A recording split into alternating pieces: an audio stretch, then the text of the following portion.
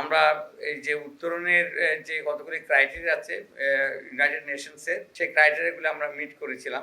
Exactly একটা plane যখন উড়ে যায়, আপনার 2018 সালে আমাদেরকে কন্ট্রোল টাওয়ারকে বললো যে তোমরা সব স্যাটিসফাই করেছো, তোমরা এখন রানওয়েতে ছুটতে থাকো। তখন আমাদের যত রকম প্রিকশন নেওয়া দরকার সে নেওয়া হয়। তারপরে 2021 সালে আবার তারা পর্যালোচনা করেছে। পর্যালোচনা করার পর তখন আমাদেরকে বললো জাস্ট লাইক ইমাজিন একটা আমরা প্লেনে বসে আছি, আমরা উত্তরণ করতে যাচ্ছি। তো সেখানে তখন আমরা বললো যে এখন তুমি টেক অফ পজিশনে চলে যাও। কারণ আমরা 2021 সালে আমাদেরকে বললো যে তোমরা কন্ট্রোল টাওয়ার হচ্ছে ইভেন্ট, তোমরা এখন সব স্যাটিসফাই করেছো, এখন তুমি টেক অফ মোডে চলে যাও। তা আমরা টেক অফ পেয়ে আপনি জানেন যখন উঠতে থাকে, এটা ক্রুজ হাইট পর্যন্ত উঠতে কিন্তু সময় লাগে।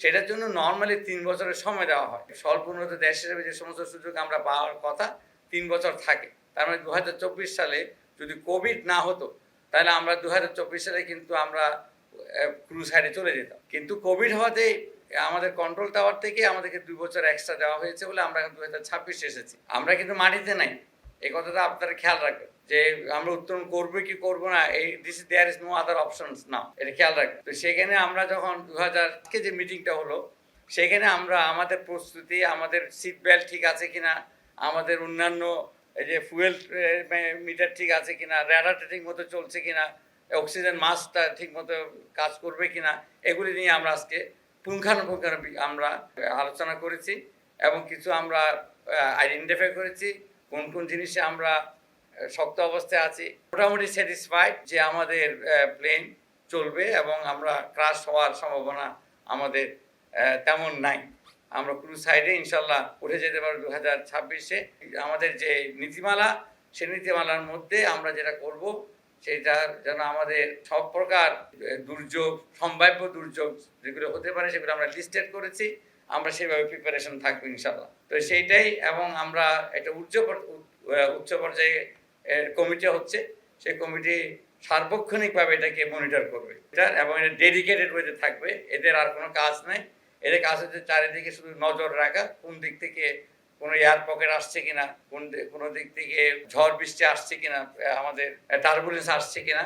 প্রয়োজনে আমরা ওয়াইডার যে স্টেক হোল্ডার আছে সমাজের, যারা যারা ক্ষতিগ্রস্ত হওয়ার সম্ভাবনা থাকতে পারে, এরকম আমরা সবার কাছে আমরা সাথে নিয়েই এই যাত্রা আমরা করব। আমাদের মনে রাখতে হবে আমাদের থেকে অনেক দুর্বল দেশ কিন্তু বেরিয়ে গেছে, আমাদের থেকে অনেক দুর্বল দেশ। অ্যাজ রিসেন্টলি অ্যাজ আমাদের ভুটান, আমাদের পার্শ্ববর্তী দেশ, সে বেরিয়ে গেছে, ইমিডিয়েট পরপরই বেরিয়ে গেছে। তো ওরা যদি পারে আমরা পারবো না কেন? এই জিনিসটা আমাদের সেই কনফিডেন্সটা থাকতে হবে। আমাদের ওই ফিরে আসা মাঝপথে গিয়ে যে আমরা অ্যাভয়েড করবো যে না আমরা আমাদের এনাফ ফুয়েল নাই, কিংবা একটা আমাদের ইঞ্জিন একটা সত্যি নষ্ট হয়ে গেছে, আমরা এগুলো আজকে চেক করেছি।